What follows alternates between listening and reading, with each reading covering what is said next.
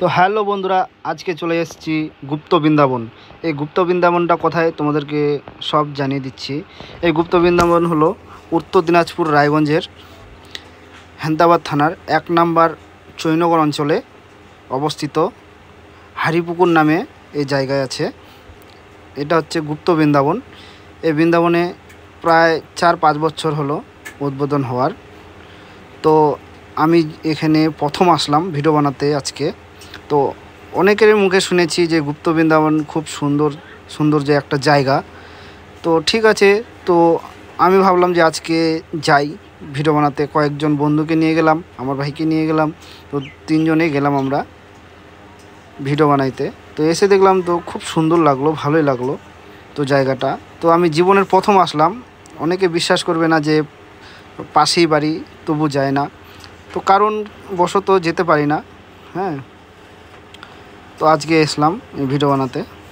তো দেখছো এই যে হেঁটে হেঁটে যাচ্ছি সামনের দিকে। এই যে এই সামনে পুকুরটা দেখতে পাচ্ছ, এই যে পুকুর, খুব সুন্দর পুকুর। তারপর এইদিকে সামনে অনেক ঘর আছে। এখানে বাউল হতো আগে, 2-3 বছর আগে। বাউল হয় এখন বন্ধ হয়ে গেছে।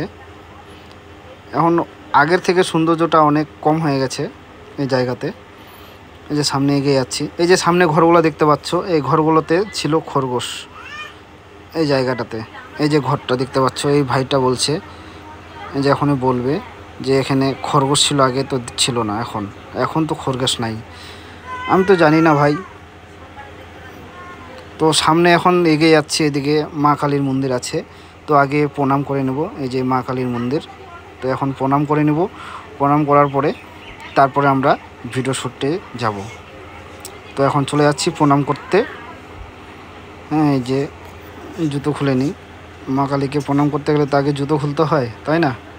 তো এই যে মা কালীকে প্রণাম করে নিলাম, মা কালীর আশীর্বাদ নিয়ে নিই। এই যে নেওয়ার পরে তারপরে চলে যাব।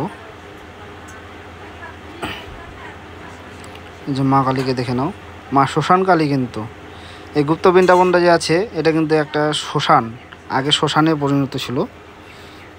এই শ্মশানটা দেখিয়ে দিচ্ছি তোমাদেরকে।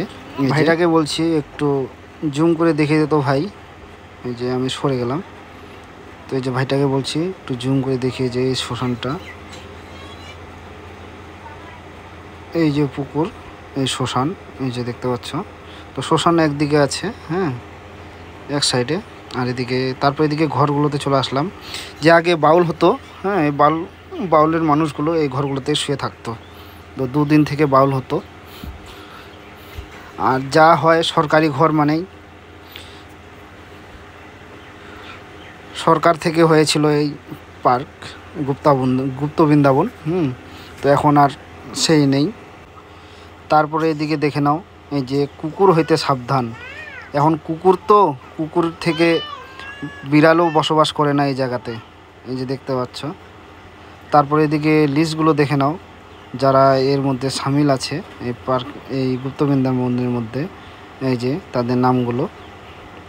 তারপরে এই সাইডেও আছে, দেখিয়ে দিচ্ছি, এই যে উত্তর সাইডে। এই যে দেখে নাও, গুপ্ত বৃন্দাবন ধাম স্থাপিত 2018-তে। তাহলে কত বছর হয়েছে সেটা হিসাব করো।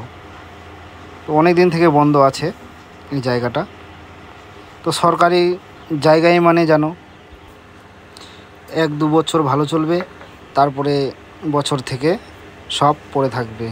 সরকারি জায়গায় মানে এরকম, যে কোনো একটা জিনিস খুললে এরকমই। আর এখন চলে যাচ্ছি মা কালীর প্রসাদ খেতে। তো এই যে পুজো করতে আসছে এই আশেপাশের এই জেঠিমা হবে। তো জেঠিমা ডাকলো আমাদেরকে যে বাবু আয় প্রসাদ খেয়ে যা। তো চললাম এই যে প্রসাদ খেতে।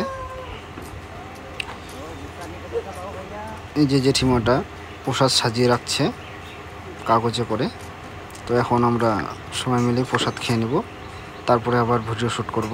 তো ভিডিও শ্যুট করছিলাম, ভিডিও শ্যুট করতে করতে তারপরে এই জেঠিমাটা ডাকলো, এই যে বললো আমাদেরকে হাত ধুয়ে খেতে হয়। তো হাত ধুয়ে নিই।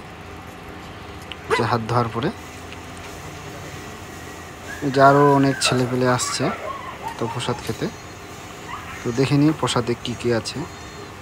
এই যে প্রসাদ দিল, প্রসাদটা নেওয়ার পরে প্রণাম করতে লাগে। তো এই যে একটা করে লুচি দিয়েছে, আপেল, আঙ্গুর, তারপরে সুজি।